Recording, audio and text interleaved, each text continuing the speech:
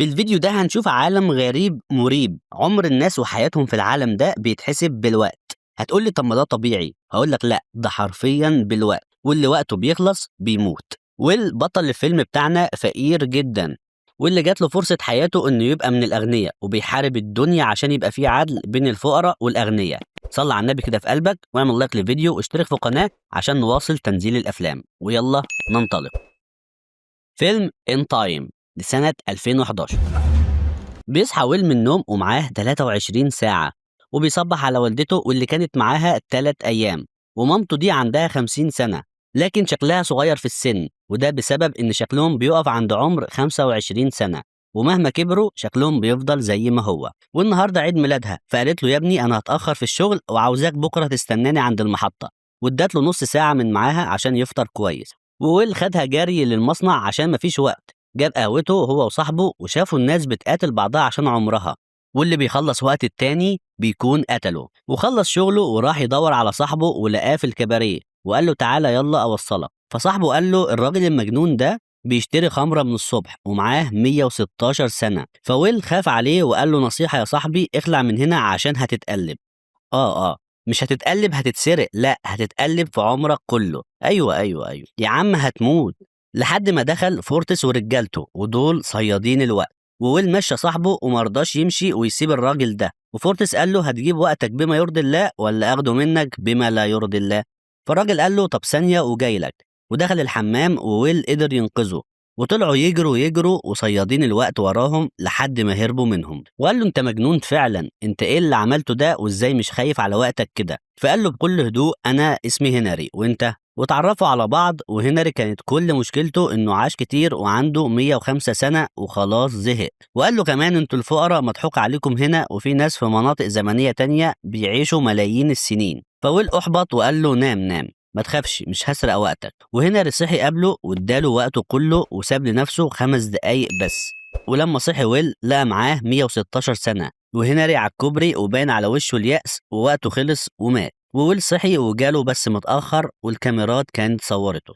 ويل راح لصاحبه وعرفه اللي حصل، وقال له الوقت ده كله هيعرضك للقتل. فقال له احنا نعرف بعض بقالنا 10 سنين، واداله من وقته 10 سنين، وقال له ما تقلقش هاخد امي وهروح منطقة زمنية تانية.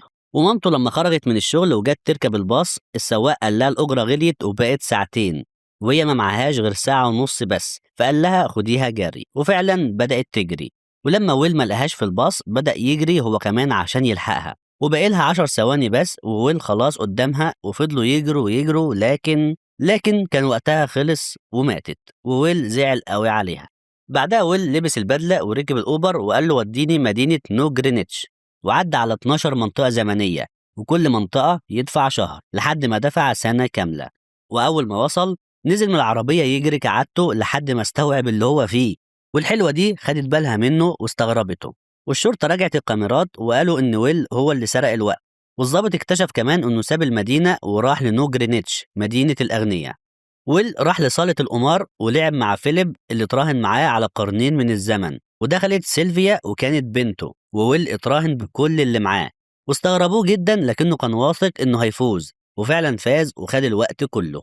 واتعرفوا على بعض، وسيلفيا عزمته على حفلة في بيتهم. ولما راح فيليب عرفه على العيلة، ودي أمه ودي مراته ودي بنته. ورقص مع سيلفيا وقالت له إنها بتحسد الفقراء ونفسها تكون منهم وتعيش المغامرة على الحياة والموت. وجه فيليب عشان يلعبوا قمار، لقى الشرطة وصلت وخدوا منه الوقت اللي معاه وسابوا له ساعتين، لكنه ما سكتش وضربهم ونزل أخد سيلفيا وقال لها كنت عاوزة تعيش المغامرة صح؟ وهربوا هما الاتنين سوا. وقالت له انت بتعرف تسوق؟ قال لها السواقة فن مش عن. ولبس الضابط في التريلا وقدروا يهربوا منه. لكن وهم في الطريق كانوا صيادين الوقت عاملين كمين للي جايين من المناطق الغنية، والعربية اتقلبت بيهم ووقعوا واغمى عليهم. وويل كان فاضل له دقايق ويموت فسابوه، وهي كان معاها 10 سنين. وفورتس بدأ ياخدهم منها لكن الشرطة وصلت وخافوا ومشيوا، واتبقى معاها نص ساعة بس. ولما فاقوا سيلفيا خافت جدا، وويل اداها كمان 5 دقايق من معاه. وبعدها راحوا لصاحبه ومراته اللي طلعت لهم وقالت له انت اديت له 10 سنين. وراح يشرب خمرة كتير لحد ما بقاش شايف قدامه ووقته كله اتسرق ومات. وقالت له ابعد عننا مش عاوزين نشوفك تاني. وسيلفيا فاضل لها دقيقتين وخافت جدا لا تموت، لحد ما شاف الحلق بتاعها وخدها وجري على المحل. والراجل استغلهم وادالهم يومين بس تمن الحلق، واتقاسموا الوقت، وكده قدامهم يوم يعيشوه كمان. وخدها ويل واتصلوا على باباها، وويل قال للظابط عشان سيلفيا ترجع خليه يحط 1000 سنة في البنك الزمني، وده بنك بيوزع وقت مجاني على الفقراء.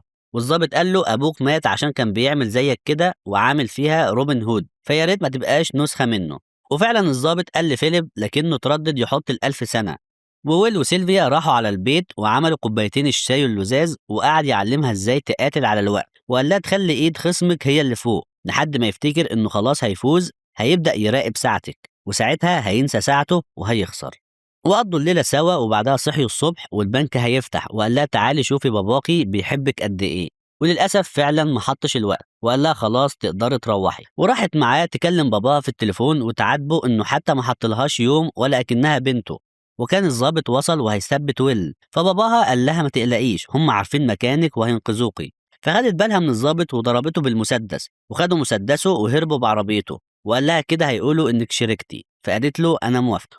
ودخلوا على شركه وايز بتاعت باباها اللي بتسلف الوقت، وسرقوا منها وقت كتير جدا، وقالوا للناس ان النهارده يوم مجاني والوقت كله ببلاش ومن غير فوايد ولا قروض. والناس خدت اوقات وانبسطت هي كمان. وبدأ ويل يوزع على الناس اوقات كتير وبشكل مش طبيعي، لدرجه ان بقى فيه سنين ما ينفعش تكون موجوده في المنطقه، والضابط قال انه كده بيأذي الناس اللي بيساعدهم دول.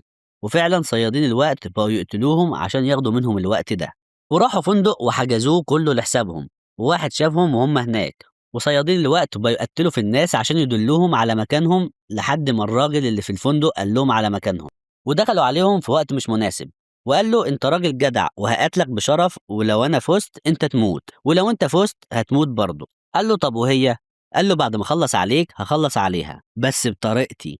وبدأ يلعبه، وويل بدأ ينفذ طريقته في اللعب، وسابه ياخد كل وقته لحد ما قرب يخلص وبقى مركز في ساعته. وويل قلب الوضع وسحب الوقت بتاعه كله لحد ما كلهم بقوا مركزين معاه، وخد المسدس من واحد وقتلهم واحد ورا التاني. وفورتس وقته خلص ومات هو كمان، وهربوا بسرعة. وبسبب إن الناس بقت معاها وقت كتير زودوا الأسعار، وويل قال مفيش فايدة، طول ما بيزودوا الأسعار ولا 100 سنة ولا 1000 سنة هيأثروا، بالعكس احنا كده بنأذيهم. فقالت له خلاص يبقى نجيب 1,000,000 سنة. وراحت لباباها اللي كان معاه حرس كتير، وقالت إنها عاوزة تستسلم وإن الحرس بتوعه فيهم واحد زيادة، وكان هو ويل. وراحوا لمكتبه وفتحوا الخزنة ولقوا 1,000,000 سنة فعلا. وقال لهم لو ال1,000,000 دي اتوزعت في المنطقة الغلط انتوا كده بتفسدوا النظام كله. فقالوا له يا ريت أحسن ما ناس بتموت كل يوم وناس تانية عايشة للأبد. وأول ما خرجوا من مدينة نوجرينيتش حصل خلل في النظام عشان ال1,000,000 سنة اللي اختفوا فجأة، والظابط عرف إن هما اللي عملوا كده، ولقاهم فعلا قبل ما يخرجوا من المنطقة الزمنية الأخيرة، وحاصروهم لكنهم قدروا يهربوا. ووصلوا للبنك الزمني، وادى للبنوتة ال1,000,000 سنة وقال لها وزعيهم يلا. وكان فاضل لهم ساعة لما الظابط ثبتهم وهربوا منه، وفضلوا يجروا عشان يوصلوا للمدينة لحد ما الظابط وقفهم. وويل قال له كده كده خلاص احنا وقتنا بيخلص. فالظابط افتكر وقته هو كمان، وكان فاضل له 3 ثواني بس وبعدها مات. وهم كمان فاضل لهم دقيقة واحدة ومش عارفين يعملوا ايه ولا يتصرفوا ازاي، فباسوا بعض لحد ما ويل شاف عربية الظابط واكتشف انه ممكن يجيب منها وقت، وقال لها في امل. وطلعوا هما الاتنين يجروا على العربية، وفاضل لهم 20 ثانية لحد ما وصل ويل وخد الوقت من العربية ورجع بسرعة، ونفس مشهد مامته، وأخيرا ما ماتتش. وبقوا يمارسوا هواياتهم المفضلة بس المرة دي مع البنوك الكبيرة. وبس، لو وصلت لحد هنا فده معناه إن تلخيصي عجبك. ما تنساش تعمل لايك للفيديو وتشترك في القناة عشان نكبر. ولو ليك أي تعليق أو نقد على تلخيصي اكتبه لي في الكومنتات تحت، وأشوفك الفيديو الجاي مع فيلم جديد، وسلام.